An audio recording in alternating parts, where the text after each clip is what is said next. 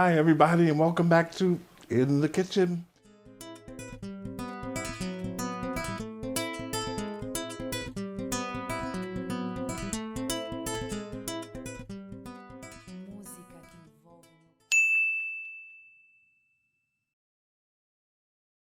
Come to Hudson County Community College for courses that transfer to four-year schools and provide credentials for in-demand careers. They're the newest technologies and facilities anywhere. And caring professors and staff to help me succeed. A great education and full campus life.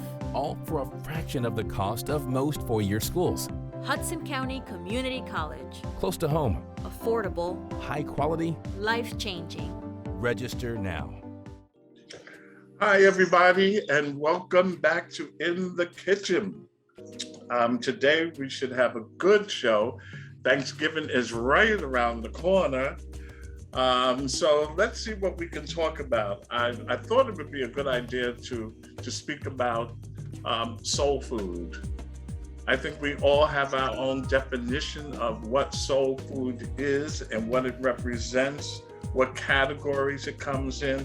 Is there soul food or is there Southern food? Is there a difference between the two of them? Okay, so today I have my regular co-host, Jackie. Hi, Jackie. Hi. Welcome, she made it today. Thank you so much for being here, Jackie.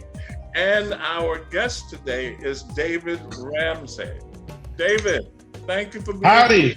Thank you so much. I really appreciate it. No problem. Happy to be here.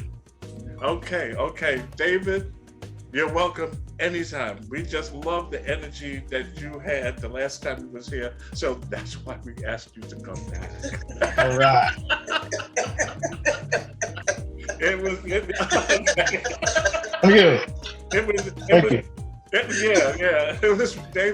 It was really good.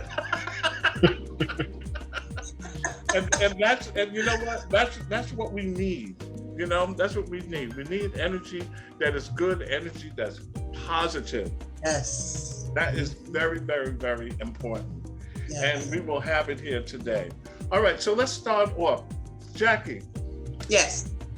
What is your definition, if there is one, for soul food? I think soul food, it speaks for itself. It comes from the soul. It doesn't matter. For me, at least, it doesn't matter if it's coming from the South, from the North, from here or there, whether it be overseas or just in America. It doesn't matter. It's really coming from the heart. It's also, I feel that soul food is like comfort food also, you know what I mean? So it's the same meaning, at least for me. Yes. That's pretty much it. Okay. Yeah. And David, what about you? What do you consider soul food? Well, Jackie stole my answer. right at the end. Right at the end, right? Right at the end, I was like, don't say it. She said comfort food. And now I have nothing to no. You took the words right out of your mouth. Snatched it smooth out. I concur. I definitely agree with the assessment of, it's food that comes from the heart. It's definitely comfort foods. I mean, in the classic sense, of course, I've grown up hearing about soul food, and I really, didn't really get into soul food until really Thanksgiving. And I used to have some friends, my sister's friend, my eldest sister's friend. There was an American family that we used to go, you go house hop for Thanksgiving. Yeah, Thanksgiving. And this was one of my favorite houses to go to because they were American, and there were so many things there that we didn't have at home, and prepared differently. Dishes, the type of dishes. Types of dishes that we didn't have at home and prepared differently, and so it was an experience, and that was like my first real introduction to what would classically be soul food, which is kind of food from the American South, the collard greens, the cornbread, smothered turkey wings, and that kind of stuff. They made the ham with the pineapples and the glaze and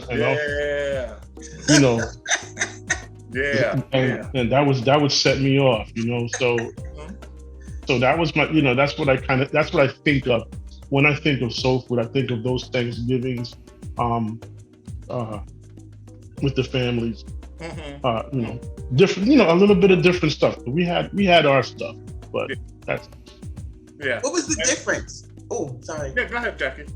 But what were the differences? Because you did say that there were some things that were made differently, but it was the same thing that was made. Well, the preparation. Both my parents are hardcore Jamaicans. All right. Oh. So our we got macaroni and cheese, but it's our macaroni and cheese prepared differently. It's not the same. It's like that macaroni. I had like macaroni pie. Yeah. Macaroni pie. Yes. Right? So my neighbor next door, she said to me, "Oh, Renee, I have something for you." And she said, "I have macaroni pie." Then when I looked at it, I said, "Wait a minute. That is baked macaroni, but like you're saying, David, it is called pie." Yeah. You put egg, when you make it, you put egg in it as a binder. Yeah. It's definitely not as cheesy. No. As American macaroni and cheese is like cheese. See, but this is that. like, Oh, I'm sorry. Go ahead. No. You got it. There's cheese. Really excited. There's cheese in and cheese on. But this is why when I was a kid, seriously growing up, I swore we were like, we weren't just Southern or coming from a Southern background. I swore we were coming from a Caribbean background because my father, that's how he cooked. And as I got older, come to find out, he comes from a Geechee background, Gullah Geechee background. I've heard the word, Geechee. Yeah, Gullah That's a style of cooking, right? No, not even the style of cooking. It's the people. It's the people. Oh, okay. Yeah, and the way they cook is pretty much the same way Caribbeans cook. So I used to be like, well, all this time I thought we were like from Jamaica. My parents, not our parents, but like our lineage was from Jamaica. But they come to find out it's very similar. And a lot of the way we, ways we cook, it was just like, oh snap, we do that. We do that too. And we do that too, like, So when I learned about Gullah Geechee folk and their lifestyle and the way they do things, I was like, wow, that is so very similar to a lot of the way, because I have friends of all walks of life, but a lot of my Caribbean friends, they were like shocked that I knew what certain things were, but just different. They were named differently. Yeah. They're like, Jackie, where you from? Where your people from? I'm like, I'm here. Like, what? I didn't know you knew about that. Yeah, they would say I had an accent. I'm like, I'm just from Brooklyn.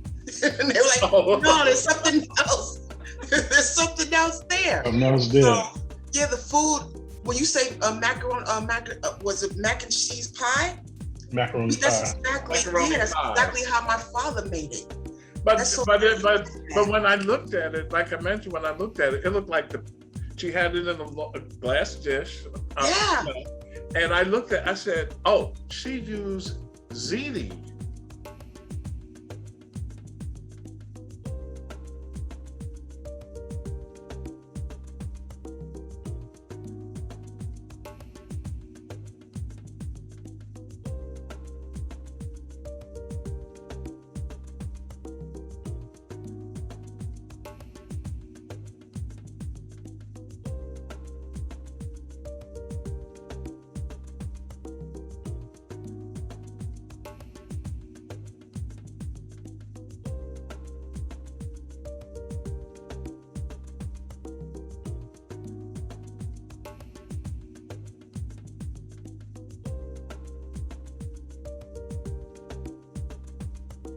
She didn't use elbow macaroni.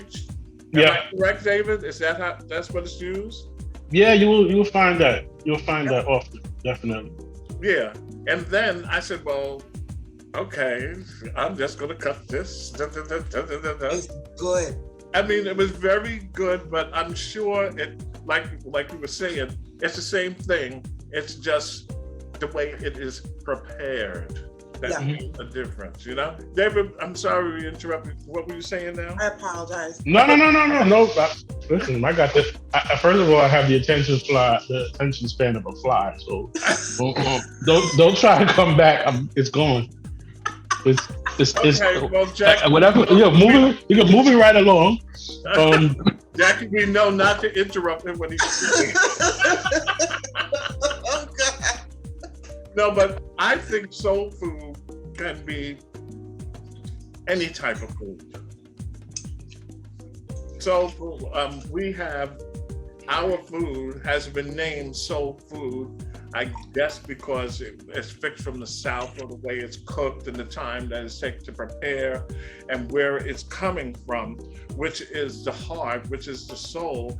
However, I watch a lot of shows, cooking shows, and I forget what area it was from, but they considered their food soul food because how it was fixed.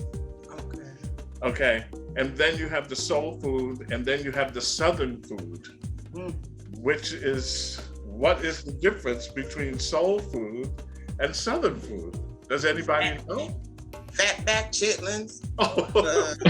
but that fatback and chitlins was cooked here also. Yes, but it's like the Southern, it's just like, it's more of like, I think, this is just me, a make do. What you don't have, you make do. Yeah. And when you make do, you put your foot in it, and people just start to embrace that, like, yeah, honey, like, down home, you know. Oh God, just thinking about well, I saw that on a show I was recently watching. I think it was yesterday, and they were talking. They showed a picture of African Americans at a restaurant. They were talking about Hornet hot dog, the machine that you put the coin in and you get food out. Then they showed African Americans sitting in a restaurant because it was, segregation and all that. You couldn't eat.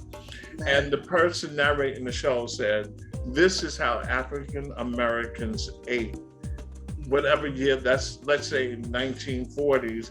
This is how they ate, and the food that they ate was." They took, like you just said, they took whatever they had and they brought it together, and it was from their soul because that's all they had. They didn't have anything else. So they took that, as we know, lobster. People thought that today lobster costs an arm and a leg, but who was lobster fed to years ago? You know, right? Of course. It was poor food. Lobster was garbage. Yep. Yes. Caviar. It was like the roach of the bottom of the sea.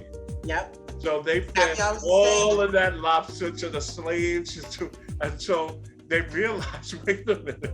But those slaves can cook. Yeah. And they felt that this is good food. Yep. This is good food. So don't give them no more lobster. Because they were enjoying it.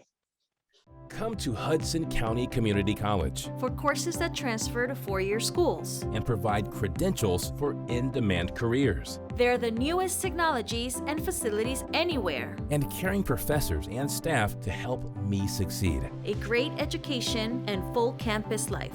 All for a fraction of the cost of most four-year schools. Hudson County Community College. Close to home. Affordable. High quality. Life-changing. Register now. So, it depends on where the food has come from and how it is fixed and how much we put into the food to make it either soul food or, on the show, they said American food. Jackie, did you mention that earlier? You said something about American food? It's American food? Soul food. It doesn't, to me, I don't think it's just American. Like You go to Spain, Mhm. I guess their core meal, Mhm. if it's made with love, that's soul food. Anybody can. I really feel that anybody can cook, but if you taste their food, right, someone's food, and it makes you go, oh God, it just makes you stop for a minute and go, And think. oh God, that to me is like, that's soul food. Doesn't matter. It could be, okay, rice and peas. Anybody can make rice and peas, right? But if you eat the rice and peas from someone and you go, good God, that's so good. That to me is soulful. Yeah. Anybody can make it, but when someone makes it, it's just like. And and you see that smile on their face. Yes. And the then warmth they comes sit to back your and they body. say, I am so full, I feel like taking a nap. Then you got to. There's a word that we call that, but I won't mention. This is the family show. But it's the same thing with food that comes, David, it's the same thing with food that comes from the islands, correct? Mm-hmm. Yeah, I think the moniker of soul food, I think it's appropriately named for for what I think it is, for my interpretation, as far as and just as far as that American classic. I mean, everybody's food that's cooked with love is gonna, I think you can more attribute like a comfort food or homey, something that will signify that soul food. But I really feel like that moniker for this American vein of food is appropriate, and in as much as I like to share, I'm a sharing person. I don't think that we should share this one. I think it's a little bit of a misappropriation if you share, if you water it down and say, everybody can join in on soul food.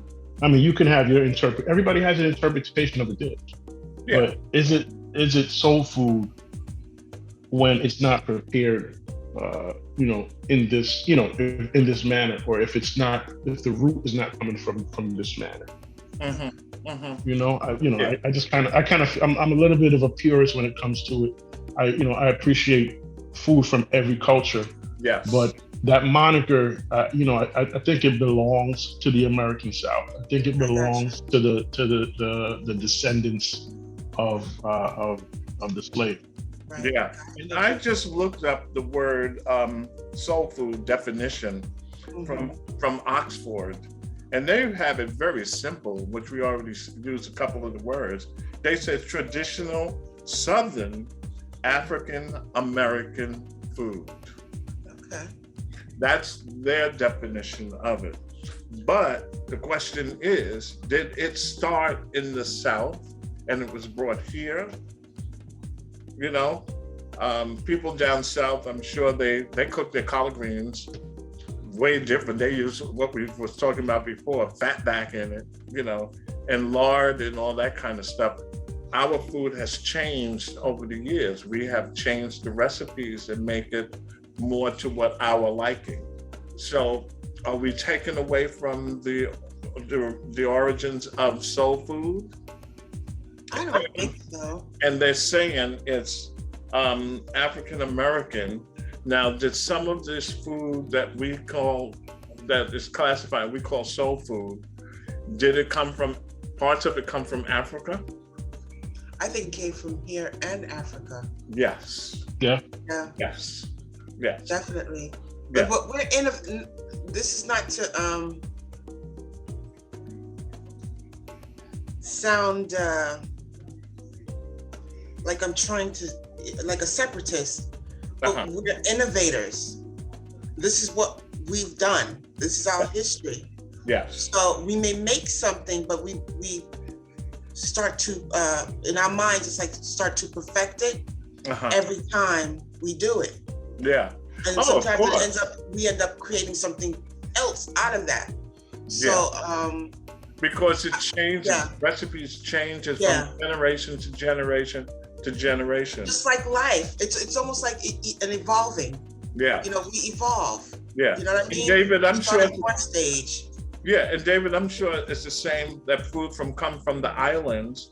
It's cooked one way in the islands, but when it came here, people have taken that same recipe and changed it about 10 times. You've gotta adapt to what your surroundings are, and then basically that's what happened to a lot of the dishes when it came down to it. There were things that were brought over from Africa with the slaves because the people who brought them over knew that they had to feed them, and they knew they didn't know what to feed them, so they negotiated that, and they brought seeds and they brought stuff over. Oh, sure. Rice is rice is African. Yep. Yeah. Okra. Sorry to interrupt, but when I learned that okra was from I was like, what? I thought okra was from the island. I mean, it was part of, you know what I'm saying? So did I. I didn't even know that they ate okra like that in the South until I got much older. But then, the word okra and gumbo are synonymous. Yeah. So the dish gumbo, which is one of the most southern things that you can have, gumbo literally means okra. Yep. Ah, okay. It's a translation of the word. Yeah, because if you don't have the okra, you don't have gumbo. Right, that's right. You don't. And speaking of rice, a lot of the slaves, when they were brought over, I guess knowing that they were enslaved over in Africa as well, they took a lot of the rice and put it in their hair. They hid it in their hair. Yeah. Came over, and I don't know. See, our people is something else, man. Wow. I wish we all knew what we possess, but when they came over, that's how they planted here. A lot of people think that rice is from David, China. You knew this, David? Yeah. I didn't. You know what? You know what is a great documentary to watch? Give me 1 sec. Go ahead. It's called High on the Hog. I've seen it. Yes, we've talked about it. I didn't get a chance to see it yet. There's a book and then there's this documentary. It's really short. That High on the Hog, I watched it twice just to really understand it. I think I have to watch it a couple of more times because it's really heavy duty in the beginning when the women are all in the white and they're dancing and they're saying "help me" or something like when they were. The Yoruba. I think everybody needs to watch High on. It's really, really well done, and you learn a lot. You learn a lot there, and then they talk about the rice, and you think that cotton, you think that, right? Yeah. You see, people think that cotton was the greatest thing that built the American economy, but rice. And sugar as well. Rice and sugar as well were the things that built the economy, and those are all built on. Yes. And also corn. Yes. Corn is used for thousands of things. And look who's here. We talk about food. Who's the cutie club? He heard us talking about food. He said, "I'm hungry." Yeah, he wants to see. He's very selfish.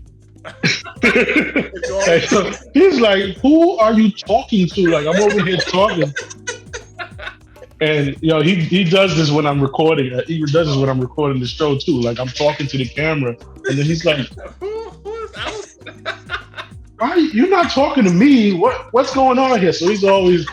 He always wants to interject himself into the conversation because he's like, who are you talking to? I don't see nobody standing there. But anyway, that's really cute. But anyway, Decky, but I didn't know. This is really interesting, and I'm sure people are going to find it also, that they were taking the rice and putting it in their hair. Yep. Yeah, I learned this from there's a tribal priestess, Queen Quet from the Gullah Geechee tribe. Mhm. And she talked a lot about that. I learned this very young. When my grandfather had passed, and we went for his funeral. After his funeral, and I was on my mother's side, we went to my father's family reunion. Although it was a somber situation, when we went to the family reunion, this woman, it was beautiful. I'm so glad that they did this. They invited her to talk, give kind of a little history lesson about Gullah Geechee folk. And I had never heard of that before. And when she spoke, it was just like, it got me. Wow. And she was giving out a cassette and information about Gullah Geechee people. She wanted us to educate ourselves. And you know what? I said, yeah, I'm going to get this. I went and I spoke with her a little bit, and when she was educating us on how, certain things that, that they had, our ancestors had to do in order to survive over here, was that either in the dreads or even the braided styles, they hid one by one. I don't know how they did this, but in the hair, and no one suspected a thing. And I never thought of that. Like, you hid rice in the hair. Imagine That's survival. Yeah, imagine other things that, like beans. Yes, they put it there to grow, so they will have something to eat. Yes, while they're on the slave ships. Yes. Yeah, this reminds me of, that reminds me of my, growing up. It's like you could be going out to a dinner party. My grandmother would be like, you better eat before you leave the house. Oh, yes. Because you don't know what you're going to meet when you reach over there. Yeah. Yep. Don't go Everything could be done. Yeah, or everything could be poisoned. Yep. Yeah. My grandmother used to say the same thing. Actually, she used to tell us, don't go out with, I'm gonna put it like she said it. She said, don't go out with dirty underwear on, because you never know if you're gonna land up in a hospital. In a hospital, yeah. I mean, that's what she told me. Oh, not just dirty underwear. Your underwear. I know. This is a family show. Dirty, holy, or matter of fact, you gotta make sure you have some. That's it. Gotta make sure you have some as well, because you never know. Yeah. Where you would end up, but it speaks to the preparedness.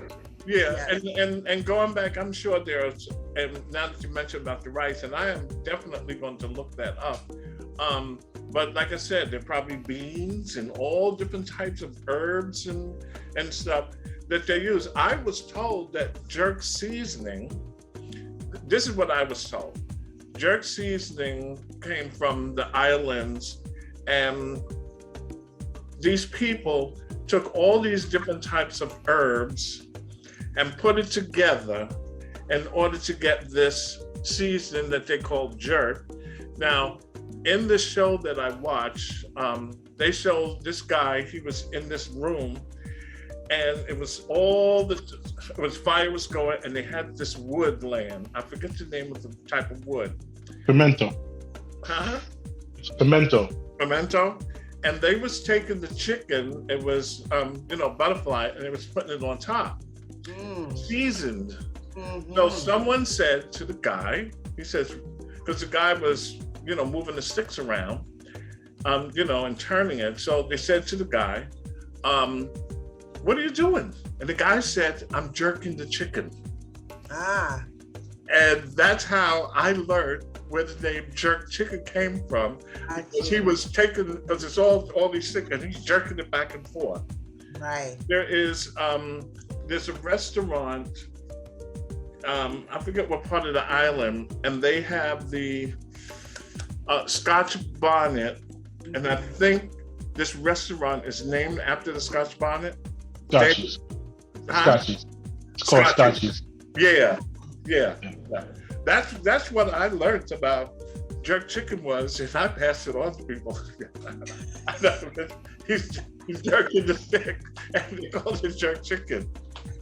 Yeah, that part I never heard. I never heard that one. I never really knew the origin of the word. You know, the jerk part. It's just Oh, wow. it is what it is. I know that the technique itself came from a preservation.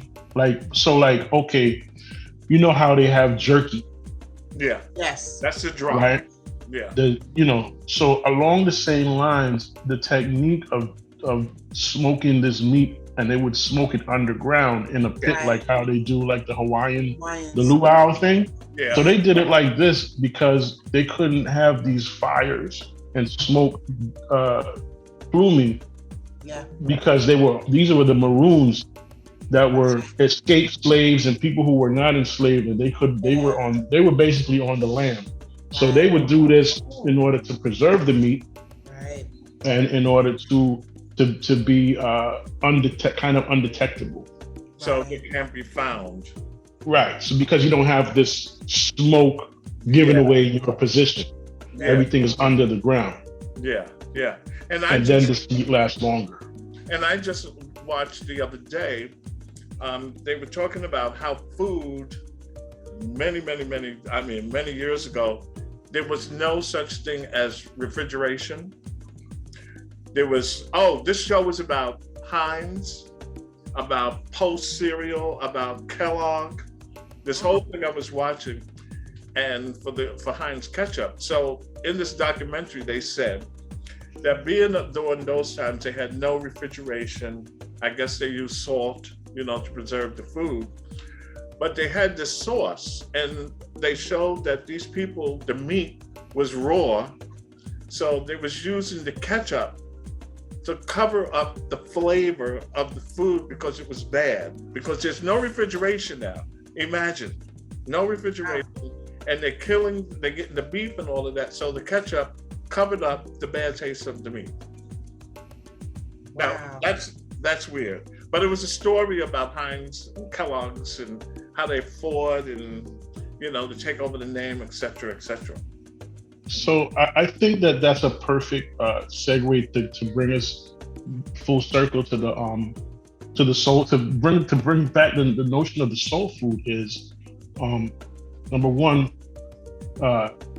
eating food, the tradition of getting food that, we talk about the high on the hog concept. Yeah. People who have the money and people who have the power are living high on the hog. You're getting the best parts, and we're getting the awful. Yeah. Right. And the awful is awful, right? Yes. And in order to make that awful, in order to make those unused, unwanted parts palatable and edible and nutritious, this is where this soul food came in. You put everything you had into it in order to make the food stretch, in order to make the food delicious. Yes. And you have all of these traditions of chitlins. Yes. Who would think to eat this part? That's straight garbage. But we found a way to make that happen. Pig feet, oxtail. Can't even buy an oxtail now to save my life. There ain't nobody want oxtail before. That's poor people food. Yes. Yeah. But buy it now, it costs you an arm and a leg to get some oxtail. So, this is how the soul gets into the food, I believe, is, because they had to do so much to prepare this food. Yeah, to make it work. And all of these seasonings and stuff, I actually have a theory about this tendency that we have to highly season food, which is tasty and delicious. Yeah. Yeah. But in the evolution of food, and the same we said, you're cooking with the lard and the fat back and the pork and this, and then it evolves into, I got a friend of mine who his family's from North Carolina, and his mom went down there, at some point, and I was like, tell your mom to bring back some chopped barbecue. And she couldn't barely find chopped barbecue, like regular pork chopped barbecue, because a lot of people in the American South are not eating pork anymore. A lot of people. I agree. So I haven't turkey. I haven't ate pork in like 30 or 40 years. No pork. I'll cook it. And the same with beef. I don't eat beef. I will cook it. It'll be good, but I won't eat it. But you are right, David. There's an evolution there, that Jackie talked about, as we become more health conscious, as we become more,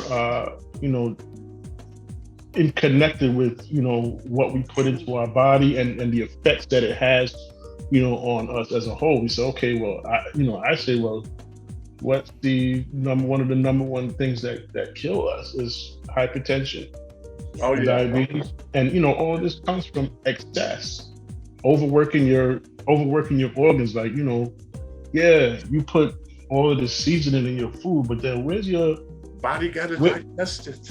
What's your blood pressure like? In the name of this food tastes good. Yep. Does it? Or do you just like to eat seasoning? Yeah. You know? You don't want to overdo it. Like salt, I don't cook with salt. And if I do, it's a tiny, tiny, tiny bit. Because there are other ways to season the food. Some people say, I've seen some shows, cooking shows, and Jack, I do not drop names, but they be taking all the salt and they be putting it in, and then they put it in the first part, and then the food is cooking. Then they have another part. Oh, we need salt, and they add salt to that. Well, what about when you mentioned, Dave, about the health conscious, right? Mm-hmm.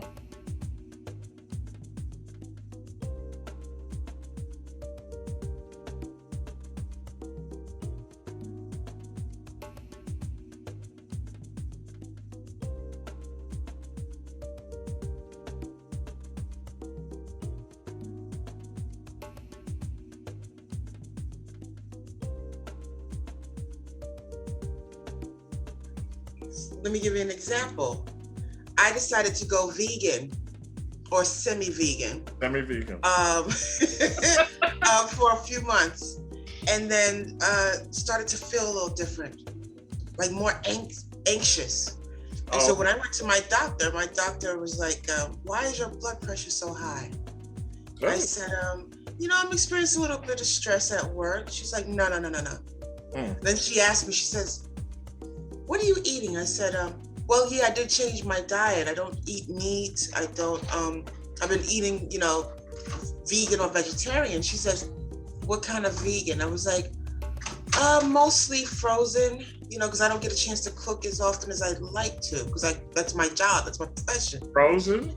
Yeah. So she said, I now know what it is. It's the sodium. Yes. She says there are other ways to preserve food, but a lot of these places, they preserve even vegan food with a lot of salt. And you know what? I usually look at the back where they have the ingredients and stuff like that, but I really didn't look for the sodium in vegan food.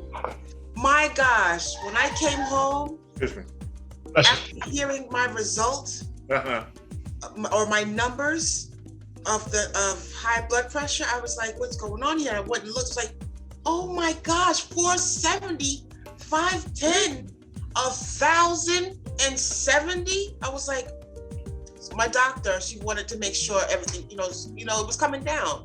Yeah. So she said, 10 days, don't touch any vegan food. Don't touch any of the vegan food that you were eating before. Don't get me wrong, I was eating salads and stuff like that outside of the frozen, but I still ate my frozen. So I was having breakfast, lunch, and dinner like that, with my salads or whatever. Anyway, after the 10 days, she said, okay, your numbers went down, which is good. She says, I'm really surprised, because when I did blood work, she says, I'm really surprised, because I thought I was going to see, she says, I hope you don't take any offense, but I thought I was going to see pre-diabetes or diabetic results in your blood work. And she says, your liver and kidneys, perfect, everything, sugar levels, everything was great.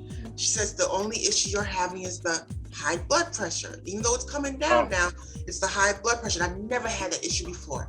So she says, don't eat the frozen plant-based for a month. I was like, oh God, really? She said, don't. And I haven't. Yeah. I started seeing it go down and down and down.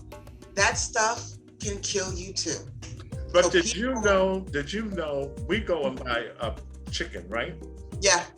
Get it fresh, it's not frozen. Mm-hmm. We look at the label, we take it home and cook it. Yep. Does anybody ever turn it over and look at the back? Oh yeah. Sodium. That's how they preserve it. That's how they're preserving all this food. Like, I never remembered that as a kid. I don't remember that as a kid having sodium on raw chicken or even raw beef. Like, what the heck is going on? Yes. It's And killing us. then we put it together because we're fixing our soul food, and we need to put some more salt, and not realizing that there's salt on that chicken. That's why the chicken look as good as it does. And then they inject the chicken breast With hormones, all kinds of nonsense. With liquid to make. Have you ever did a chicken and then you see the breast is all plumpy? Yep. And then after you take it out, all this water comes out of it because they inject it into the breast to make Let's go back further. When they're farming them, I call it factory farming, because they're bunched up in these places. Like Food Inc. You saw the movie. Yeah. Oh my God. Inc. Look at What the Health. Check that that documentary. Oh my gosh, that's what led me to go into veganism. What's the name of it so people watching this will know? What the Health. That will ruin food for you. It will. If you're not strong. What the Health? It's called What the Health. That will ruin food for you. You know what? The same with Food Inc. Yes. Yeah. I watched it, but I'm too stubborn. Yeah. And my son watched it, and he wouldn't eat meat anymore. But Food Inc. or What the Health? What the Health? That was it. That was it. It got, when I watched it, it really got me. It was like, oh my gosh, we can get diabetes and all these other health issues from straight up meat instead of just the carbs. Yeah. Oh my gosh. And that really, it freaked me out, which led me to go, you know what, let me try this for 2 weeks. And it led me to a couple of months. Yeah. But then I quickly learned that my blood pressure was coming up because of the preservatives and everything else. Yeah. And the Beyond Burgers and the Beyond. Oh no, you can't eat that. That's just a science practice. That you know what I'm saying? But before we run out of time. Oh yes. Yeah, before we run out of time, let's touch on the subject of, I guess we can call it a soul food Thanksgiving. Oh Lord. David, I'm gonna let you lead this. A soul food Thanksgiving. Should we call it a soul food Thanksgiving, or we just call it Thanksgiving? I don't know. Like, that's what I like. Like, for me, that's what I like. I mean, there's always gonna be for me, like, some kind of rice and peas or something. There's gonna be stuff that's prepared in a Caribbean or Latino way. My wife is Dominican. Her family's Dominican, and my family's Jamaican. And we meet in the middle because there's other things that we especially like. So for our table, it's turkey. It's gonna be turkey. It's gonna be candied yams with the marshmallows and the whole nine. We're doing like asparagus and Brussels sprouts and we pray. I pretty much kind of not insisted that we go in this this direction, because that's the stuff that I like. I could eat arroz con pollo 24 hours a day, or oxtail or jerk chicken, all the time.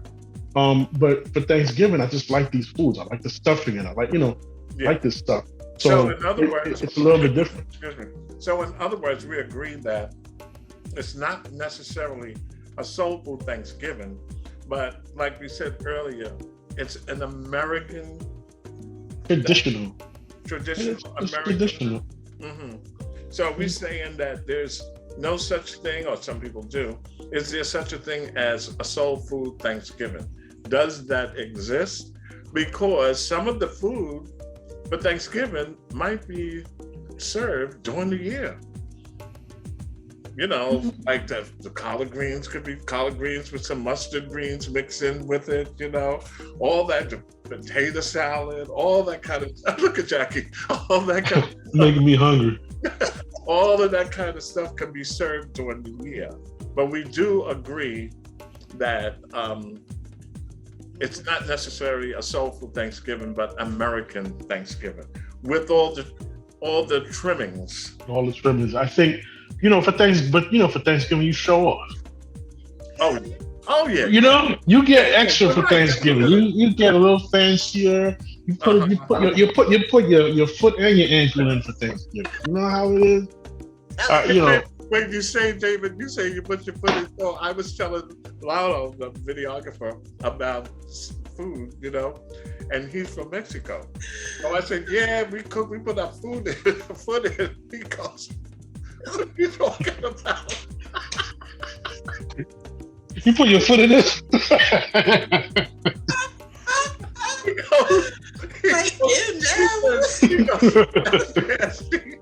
I said, it's a figure of speech. That means you really put your heart into cooking that dish. Mm. You really, really put a lot into it. And then Thanksgiving, the auntie's coming over and she then bringing her dish, and the cousin coming over he haven't seen you since last Thanksgiving, and everybody's bringing these. It's almost like it's a potluck. Yeah. Sure. The base is already there, the foundation is there, but they're bringing the apple pie, the pumpkin pie, the potato salad, more collard greens, and of course somebody's gonna bring that pork roast. Well, see, that was the thought. The thought was an offering. Yes. And so then you said the potluck. I think that's what it was originally supposed to be, a potluck. Then it turned into where everybody started doing it. So it became Thanksgiving or even Christmas dinner, So having a soulful Thanksgiving, I believe that exists, because when you're a person who doesn't really cook as often as you like to, but you know how to cook, and then Thanksgiving rolls down, of course, there's no stepping out of that one. You are going to cook for that. You're preparing for that. Yeah. And special day. That's special. Yeah, you're gonna put your foot in it. You doggone right. So to speak. Yes. Put your foot in it. Yeah. So David, let me ask you a question before I think we got about 5 more minutes or so. In the islands, is Thanksgiving celebrated the same as here? Because I know in Laurel's from Mexico, and it's celebrated a little different because people have different ways of celebrating Thanksgiving. Like some of the holidays don't even fall on the holiday that we have, Right. and the celebration is done different. So in the islands, it's the same. You don't have Thanksgiving. Huh? You don't have Thanksgiving. You don't have Thanksgiving? No? Remember, that's an American institution. Yeah. Oh. That's one of the things from the American history book. That's true. It's the fiction of Get it together to have a great. You better say that. You better say that. Right. He's right. Shout out to everybody who's supporting CRT initiatives. My headphones work. You there? Yeah, I'm here. I had to change my audio to my computer because my.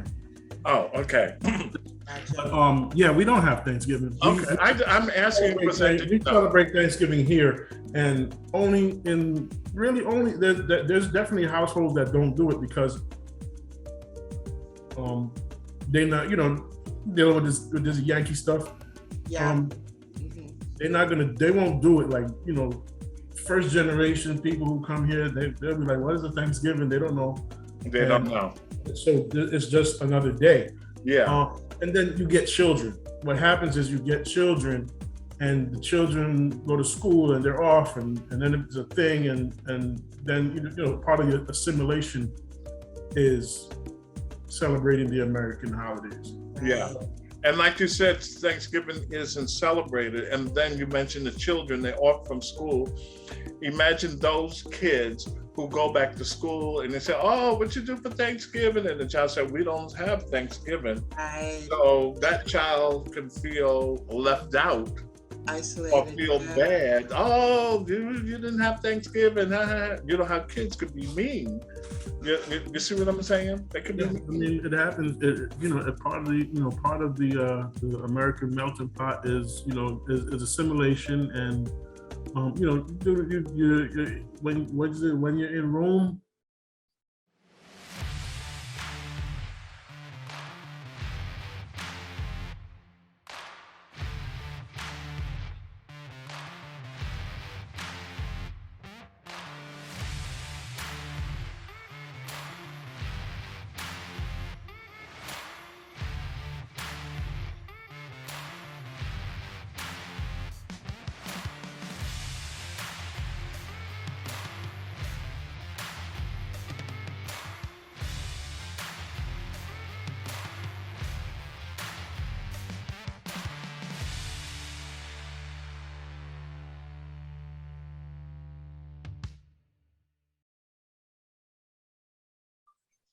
Do what the Romans do. The Romans do.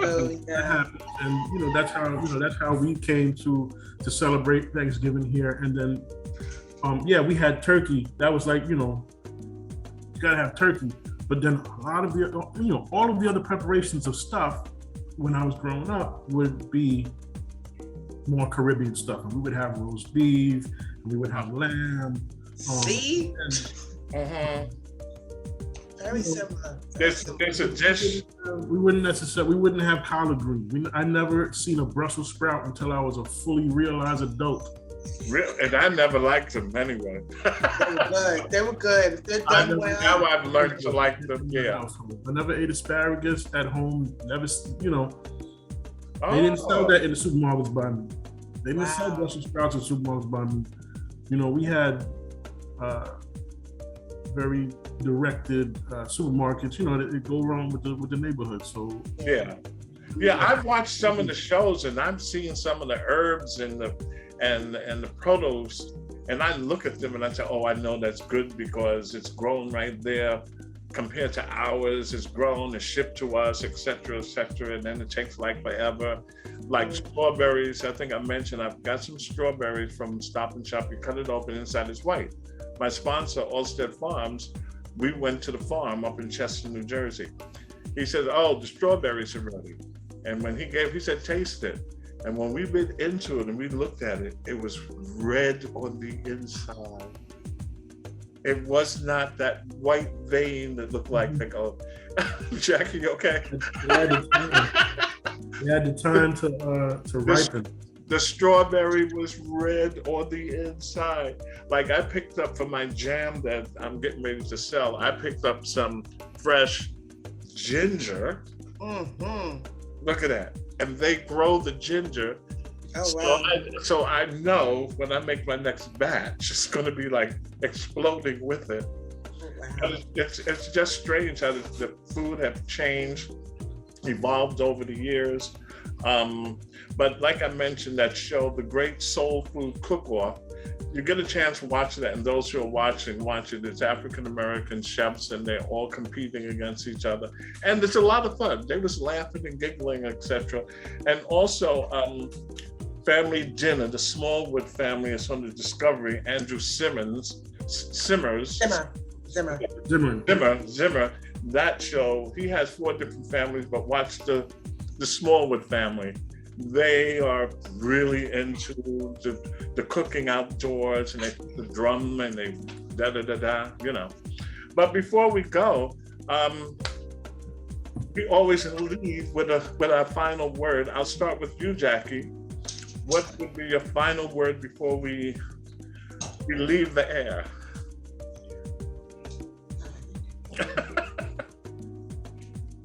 Educate yourself on the food that you eat. Yes. There you go. There you That's go. it.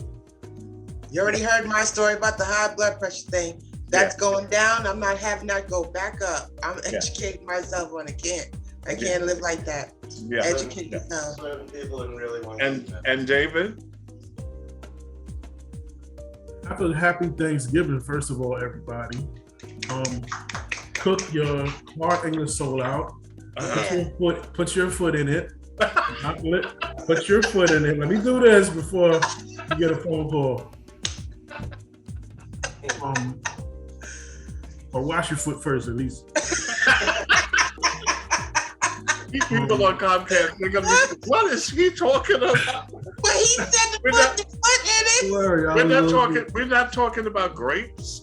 But yeah, But that's okay too. You know, have a soulful day. Have a soulful Thanksgiving. I mean, enjoy what we're giving thanks for. We ain't talking about pilgrims no more. We're really, we don't talk about that. No. During our Thanksgiving, it's not a really, people say, "Oh, how could you still celebrate that?"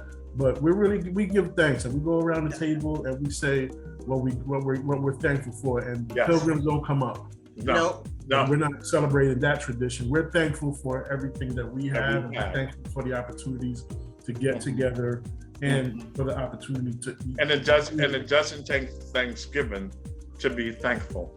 No, but This moment. I know what you're saying. You got to earmark these occasions, and when you get together with your family, when you get together with your friends, you make it special. Yeah. And I would like to say, I'm thankful for everything. I'm thankful for you guys taking the time out, coming here every 2 weeks to sit down and talk about food and recipes, which is good because there are people out there who are watching. They might not be watching it right now, but they'll go to the website and they watch it and they're being educated. Right. And it's nice that it's coming from us as well as the chefs out there. There's a lot of chefs out there, but we are taking the time to break it down, opposed to competing against each other. Yes. You see what I'm saying? We're taking the time, and that's what Sunday Brunch is all about. And I want to thank both of you, and ladies and gentlemen, I'm glad that you're watching. We do Sunday Brunch every other Sunday on Facebook Live. We have guests sometimes. Sometimes we just take the time for us to get a chance to talk about what's on our mind, which is a good thing. We have two other guests, Chef Tara, she couldn't make it today, and Anthony Spirito. He couldn't make it today because he's always traveling. He'll come back and tell us about food. And I want to thank you guys again so much, and I really appreciate you being here today. No problem, man. It was a great time. David, we're going to see you. David, we're going to see you again. You're on. All right. Okay. All right. Speak to you. Bye, Happy guys. holidays. Happy holidays. Happy Thanksgiving, guys. Holiday. To you.